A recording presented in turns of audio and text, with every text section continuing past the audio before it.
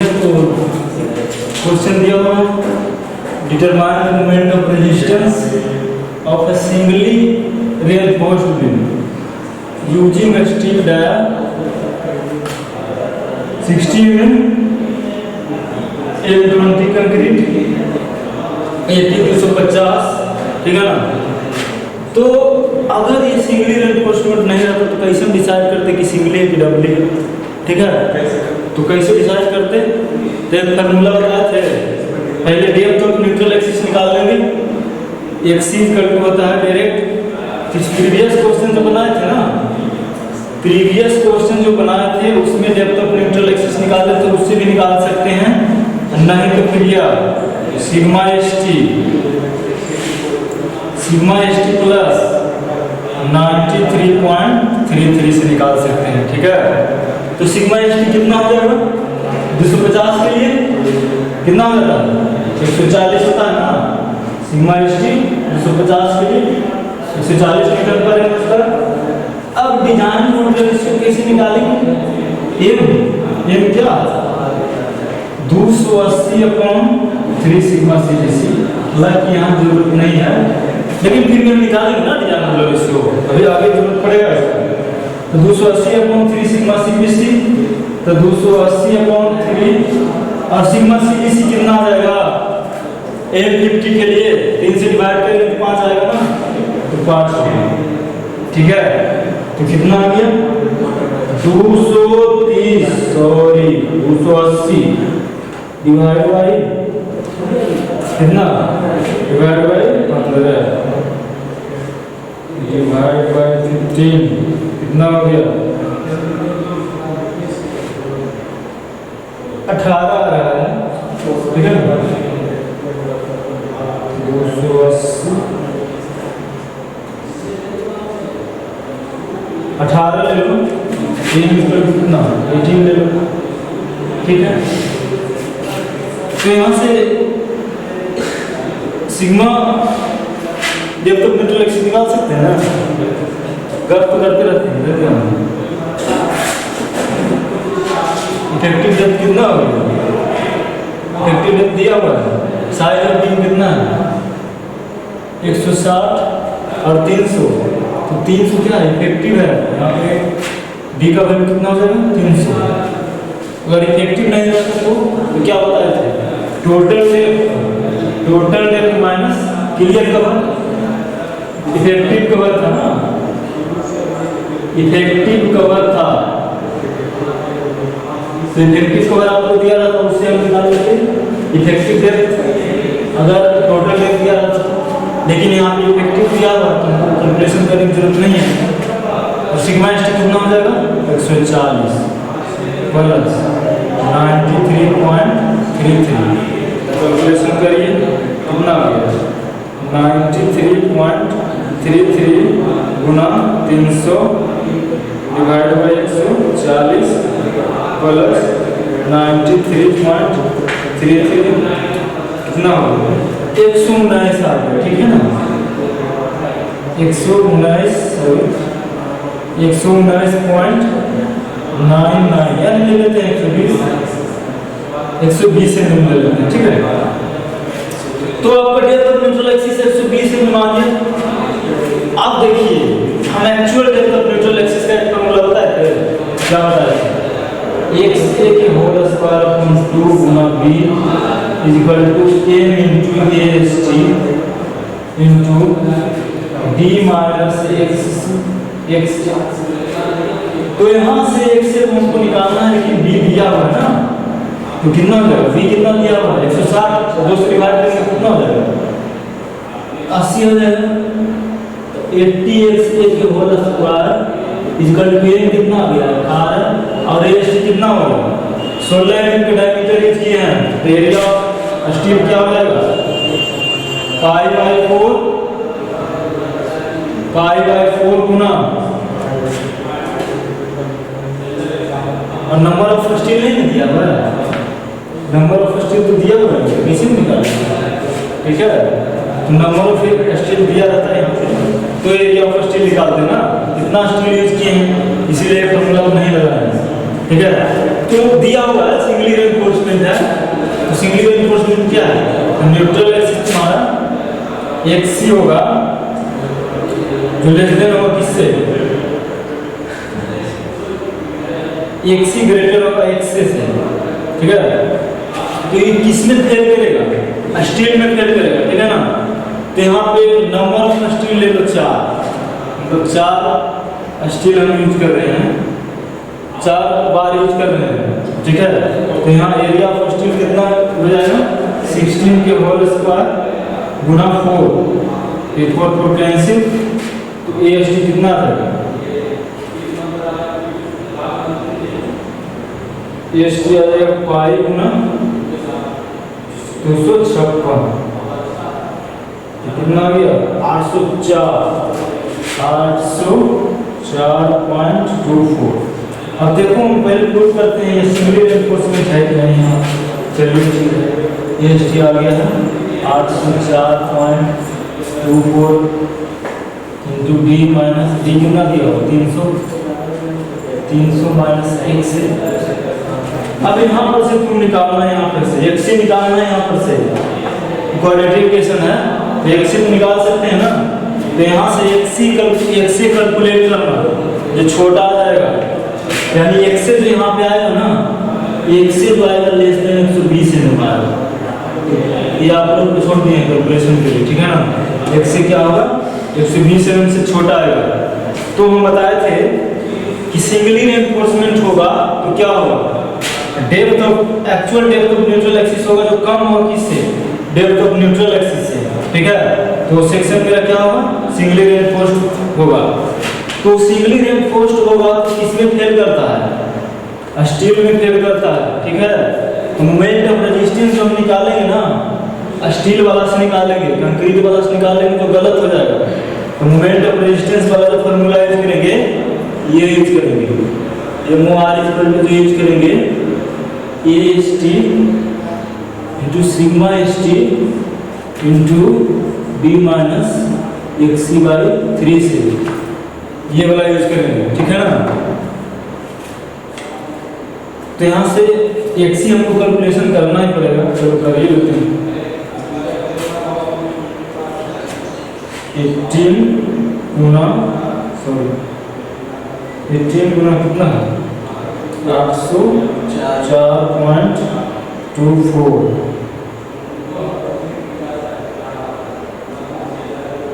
कितना हो गया गुना 300। तो ये आपका है, इधर लिखते हैं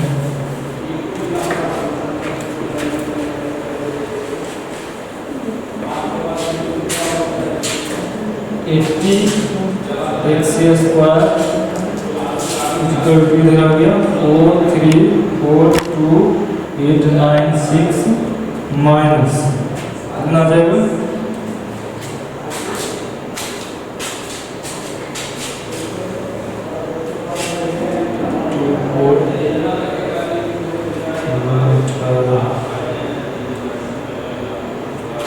14476.32 से, ठीक है। तो इसको लिख सकते हैं 3x का whole square minus 14476.32 x minus 4342896। एक बार इसको आप कर लेते हैं 43, ठीक है, इतना इक्वल टू 0। अब एक क्वाड्रेटिक इक्वेशन आ गया ना, तो इसको सॉल्व करते हैं। क्वाड्रेटिक इक्वेशन कैसे सॉल्व करने आता है ना, कितना है 80 equal to minus 14476.32 equal to minus 4342896।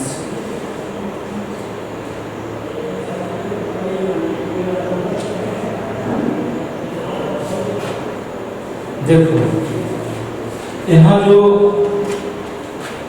एक आएगा ना, x1 इक्वल टू आएगा 304 और दूसरा एक्शन आएगा -159। ठीक है, -159 आएगा। देखो तो यहाँ पे क्या हो गया, एक से ग्रेटर हो गया ना, कितना आया था 120 आया ना, एक से 120 आया, लेकिन यहाँ पे एक से कितना आ गया, एक से का वैल्यू यहाँ पे कितना आ गया, माइनस वाला नहीं लेंगे, 304 लेंगे।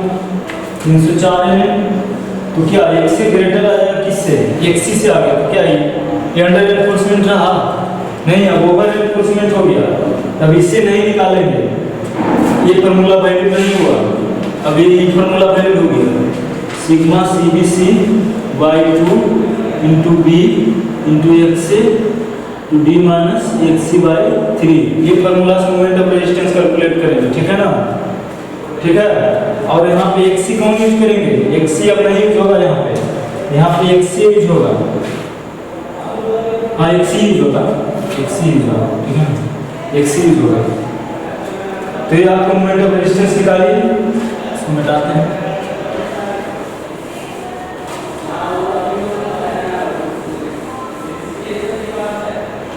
मोमेंट ऑफ रेजिस्टेंस क्या है, sigma CBC by 2 into B xc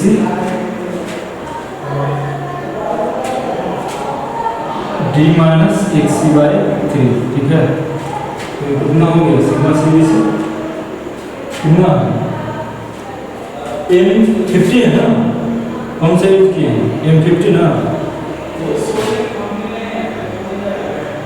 M50 use किए हैं, कितना हो गया 5/2 विड्थ कितना है 107 है, और 120 आ गया,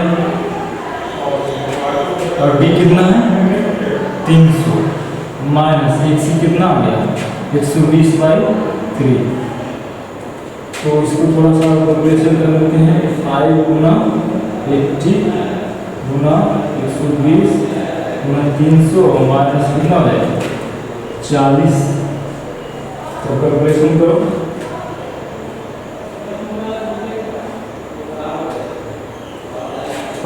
गुना 80 गुना 120 गुना कितना होगा 260। तो आपके आगे मोमेंट ऑफ रेजिस्टेंस 48 इतना न्यूटन। ठीक है, तो इस प्रकार से मोमेंट ऑफ रेजिस्टेंस निकालिए। ठीक है, तो क्वेश्चन सोल्व करिए और कैलकुलेशन में देख लेना, कैलकुलेशन में मिस्टेक हो सकता है। ठीक है ना, तो तुम लोग कैलकुलेट करना खुद से, अगर कुछ दिक्कत होता है तो फिर मिलते हैं अगला क्लास में। ठीक है, thank you. Hello, welcome back. तो हम लोग RCC में कल देख चुके थे, क्या है RCC पढ़ रहे हैं। ठीक है ना, तो मोमेंट ऑफ रेजिस्टेंस हम लोग निकालना सीख चुके थे, अब उस पर हम लोग आज क्वेश्चन करेंगे। ठीक है ना, तो पहले क्या निकालना, find the depth of neutral axis, और इसी में हम लोग percentage of steel end moment of resistance भी निकालेंगे। नहीं बोल रहा है कि मोमेंट ऑफ रेजिस्टेंस निकालना है, लेकिन देखेंगे। ठीक ना, तो सॉल्यूशन यहाँ पे करते हैं। अब परसेंटेज ऑफ स्टील पहले बता देते हैं, क्या होता है percentage of steel. Percentage of steel होता है AST/100, sorry AST/100/B into D। अब B क्या है, विड्थ ऑफ सेक्शन है, और D क्या है, डेप्थ ऑफ सेक्शन है, इफेक्टिव डेप्थ है। ठीक ना, ये इफेक्टिव डेप्थ है। कल थोड़ा सा मिस्टेक हो गया था, उसको सुधार लीजिएगा। बताया था मोमेंट ऑफ एरिया,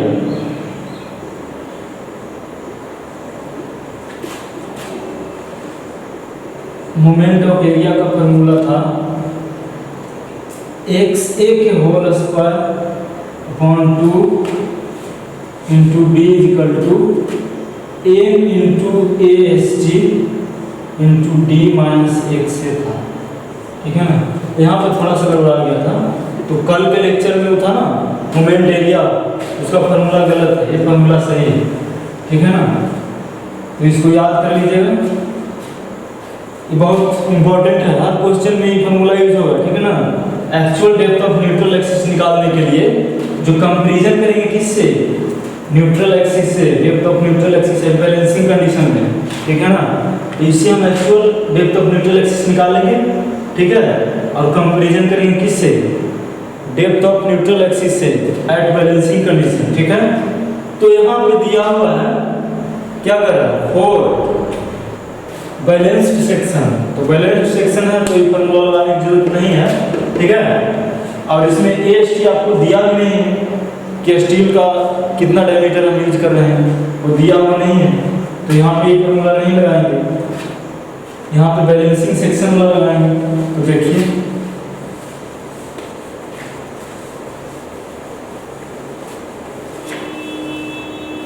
तो सेक्शन मान लेते हैं, कोई क्रॉस सेक्शन लेते हैं, बीम का क्रॉस सेक्शन लेते हैं, ठीक है। इसका न्यूट्रल एक्सिस है, ठीक है ना। तो स्ट्रेस डायग्राम इसका बनाते हैं।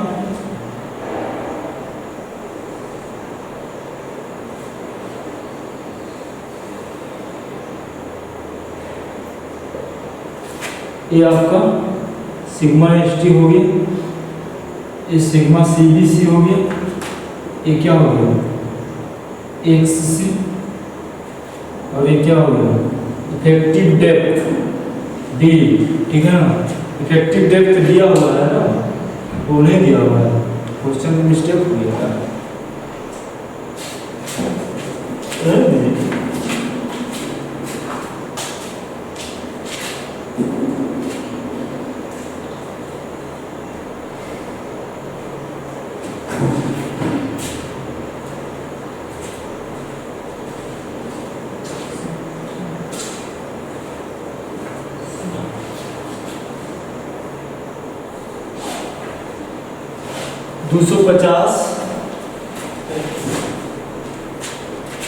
मतलब साइज किसका दिया हो, बीम का साइज ले लीजिए, साइज ऑफ बीम 250 ना 500, ठीक है। कब का है, इफेक्टिव है, ठीक है ना, इफेक्टिव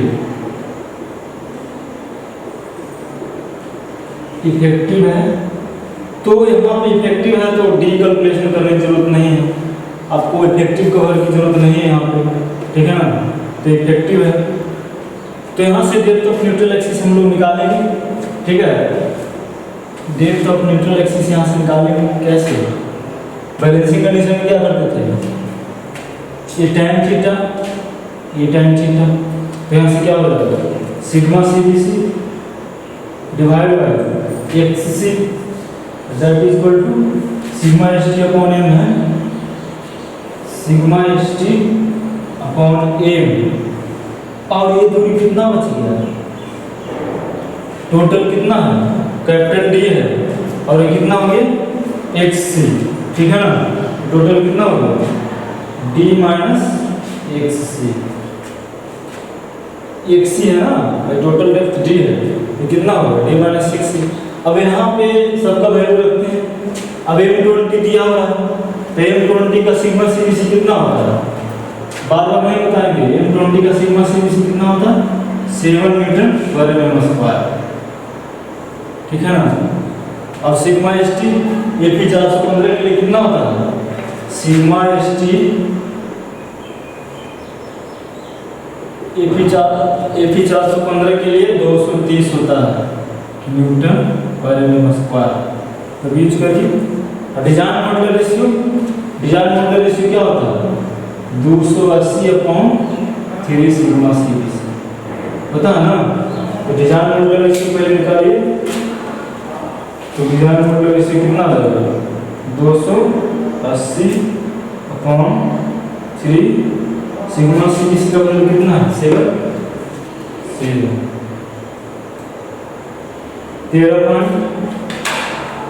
13.33 आ गया। तो सिग्मा सीबीसी का वैल्यू दिया हुआ 7, एक्ससी हमको यहाँ निकालना है, और सिग्मा एसटी कितना आ गया 230, और एम का वैल्यू कितना ले लिए 13.30, और डी का वैल्यू कितना 500, 500 ऊपर दिया हुआ है साइज, ये डी होता है और बी होता है। साइज कितना हो गया 500 माइनस 1c। अब यहाँ से कैलकुलेट करिए, ठीक है ना। तो इसको सॉल्व कर लेते हैं पहले नीचे वाला। 13.33 into 500 माइनस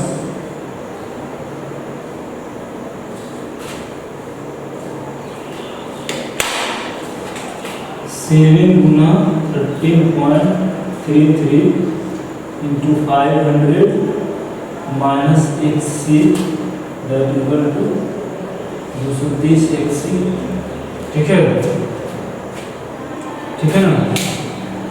अभी कितना हो जाएगा 7 गुना 30.33 500 46 आपका आ जाएगा 4665 माइनस फिर आ जाएगा 13.33 गुना 7 93.31 xc। इधर कितना है 230 xc। तो यहाँ से xc निकालना है, ठीक है ना। इधर इधर क्या होगा प्लस हो जाएगा 93 प्लस 230 कितना होगा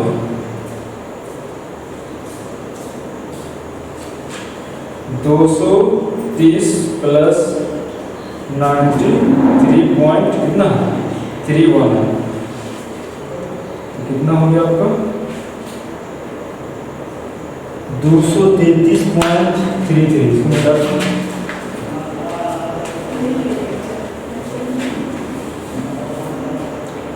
323 पॉइंट कितना 31 xc दैट इक्वल टू कितना हो जाएगा 4665 है, ठीक है ना। यहाँ से xc निकाल सकते हैं कितना 4665 डिवाइड बाय 323.31 डिवाइड करिए 4665 डिवाइड बाय 232.31 कितना आ गया xc का वैल्यू कितना आ गया यहाँ पे xc इक्वल टू आ गया मेरा 144.304 मीटर। सो किसमें ले रहे थे mm में ना, mm में। इसका डायमेंशन किसमें दिया हुआ है mm में है, ये mm में डायमेंशन, ठीक है ना। तो क्या होगा mm में तो देख तो न्यूट्रल एक्सिस मेरा कितना निकल के आ गया 144.33, ठीक है। तो देख तो न्यूट्रल एक्सिस रखते हैं कितना आ गया है 144.304, ठीक है। इसको रख करते हैं। अब हमको मोमेंट ऑफ रेजिस्टेंस निकालना है। मोमेंट ऑफ रेजिस्टेंस तो कैसे निकलता है, उसका फॉर्मूला क्या है देखिए। यहाँ मोमेंट ऑफ रेजिस्टेंस दो तरीके से निकाल सकते हैं, एक एरिया ऑफ स्टील से, एक कंक्रीट से। पहले हम कंक्रीट से निकालेंगे, ठीक है ना, फिर वहां से एरिया ऑफ स्टील निकालेंगे तो परसेंटेज ऑफ स्टील मेरा निकल के आ जाएगा, ठीक है। तो पहले हम निकालते हैं मोमेंट ऑफ रेजिस्टेंस किससे कंक्रीट से, ठीक है ना। तो MOR moment of resistance concrete से। तो कंक्रीट का मोमेंट ऑफ रेजिस्टेंस क्या लिखते हैं कंप्रेशन वाला, ठीक है। Compressive force sigma CBC/2 into B into XC into D और क्या हो जाता है D माइनस XC/3 ये होता है ना। तो मोमेंट ऑफ रेजिस्टेंस इन किसमें कंप्रेशन, तो सबका मान आपको पता है रख दीजिए, ठीक है ना। सॉरी D नहीं होता, ठीक है ना। X C into D minus X C by 3 होता है। ठीक है, ठीक है ना। तो ये मेरा क्या है, moment of resistance due to concrete. ठीक है, तो कितना सिग्मा सी भी 7/2 और विड्थ कितना दिया हुआ 250 दिया हुआ था, मिट गया है, गुना एक्स सी कितना कैलकुलेट करके लाए हैं 140.304। डेप्थ कितना दिया हुआ था, इफेक्टिव डेप्थ 500 दिया हुआ था, 500 माइनस एक्स सी कितना निकल के आया है 144.304/3। कैलकुलेट करिए इसको, कितना होता है, कैलकुलेट करके रखे नहीं। 7 गुना 250 गुना 144.304 गुना कितना 500 माइनस 144.304/3